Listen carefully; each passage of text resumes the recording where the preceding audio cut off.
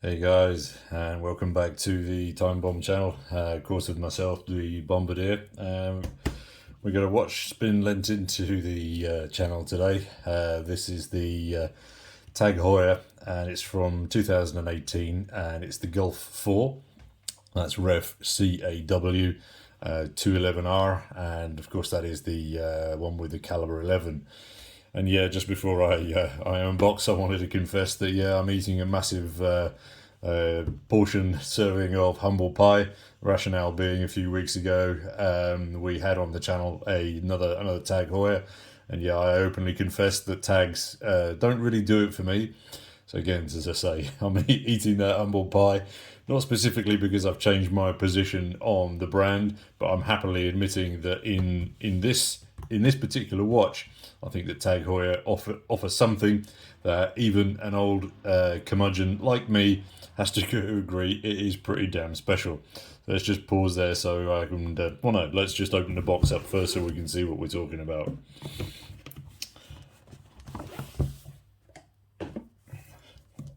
And sat inside there quite happily is our watch for today. So let me just readjust the camera so we can focus down. All right.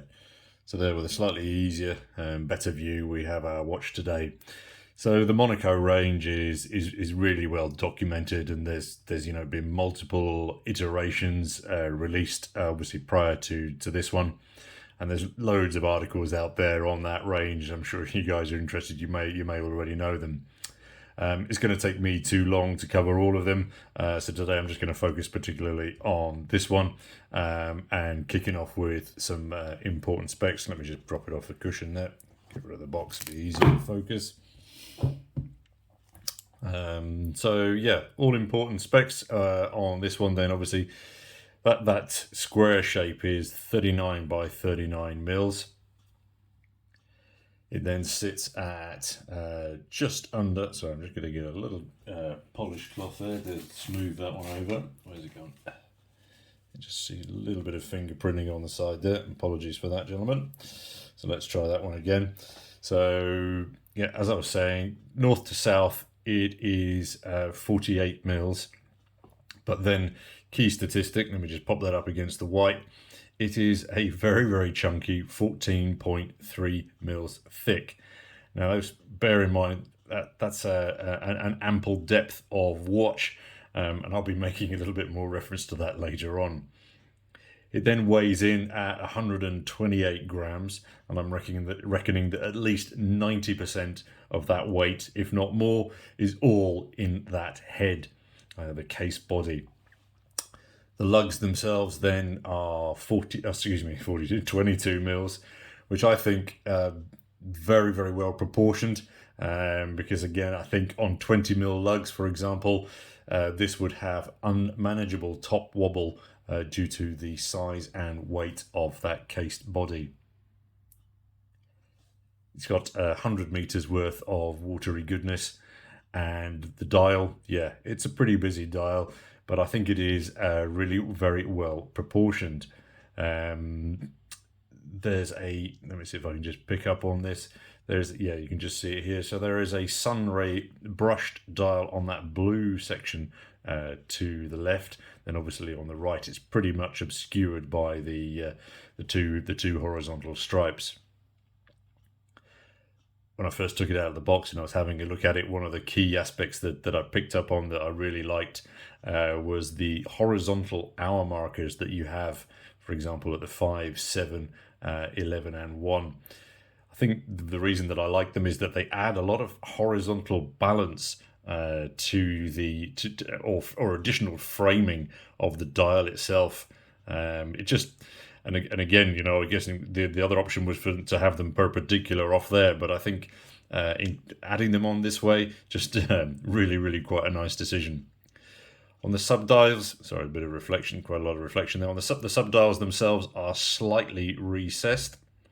And then obviously up top, we've got a huge, huge slab of sapphire. And it is domed, but you wouldn't see the dome from the side, but you can see it quite clearly there from the top and the bottom. So you can say it's like a half barrel perhaps, or a little bit of a semi curve on it there. As I say, again, visible from the top.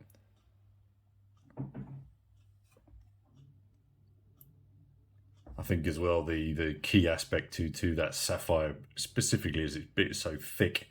It doesn't necessarily, I don't think, add too much distortion to it, but I think it's just literally the size. And then when you catch it from the light, that's when you really start catch it from the side. That's really when you start seeing more of the effect or the impact of that.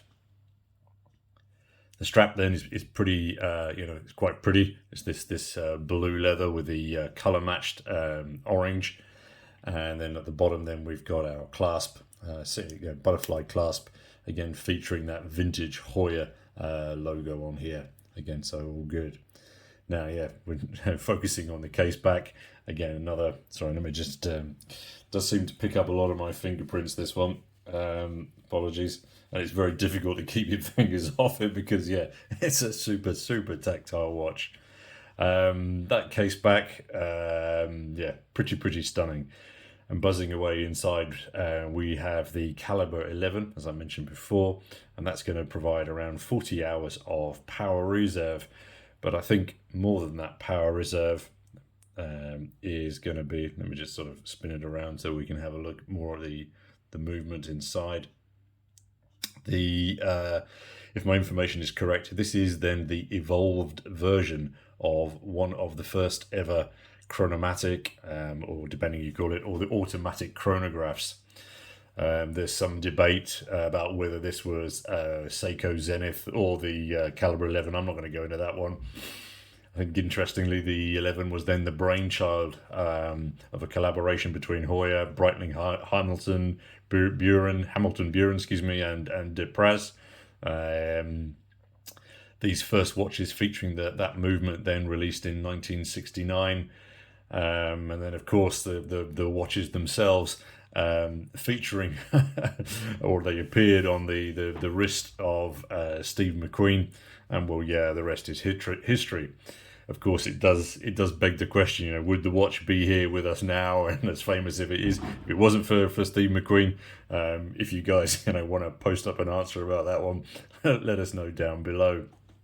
Just before we move on to Steve, just to finish up then, so obviously we've got a signed crown on the side. It's not a screw down. Then obviously our angled pushers on the right hand side. It can be a little disconcerting actually, because when I first took it out of the box, my automatic instinct was to put the crown on the right until I realised. Coming back to Steve McQueen though, I mean, I actually re-watched the movie Le Mans when the watch was lent into me for review. I specifically just wanted to sort of get my brain around that time period and the watch itself. And for a movie that is pretty much devoid of plot, the way it's filmed and the tension that is created with its minimalistic dialogue, I mean, to me that movie achieves a hell of a lot. And I like it even more as well because Steve McQueen obviously doesn't win that race. As you know, if that had been filmed nowadays, they couldn't have him coming second or third or whatever. And obviously then as a branding exercise or product placement, I mean, it has to be in the top 10 of all product placements of all time. And I think his watch from that movie recently sold for something like 2.5 million. So again, tag, just massive success. But yeah, so I'm waxing lyrical. Let's get back to the watch.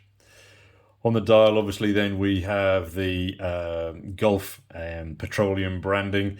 And I don't suppose that's going to be to everyone's taste. I imagine some people may dislike that. But I think we've got to recognise that it represents the inseparable motorsports heritage and legacy that comes with this particular watch model.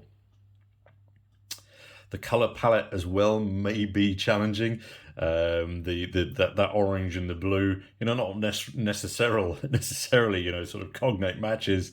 And I confess that when I first saw the photos of this, I was a little bit like meh. But then in hand, it just works really very well. It just makes it even more fun. Then obviously you take it out into the sunshine, and yeah, it just turns into something else also. I think as well, there's just so much vintage reference going on with this particular watch. But then it's also popped up, of course, in modern references with young Jesse here deciding that the Monaco was the ideal gift for his alter ego Walt, who then wears it very proudly. I'm kind of wondering though how those guys, chose this watch over other watches, to be that gift watch. Which other watches did they discuss when they were picking the Monaco? Just a curious aside there, but I digress again. Apologies.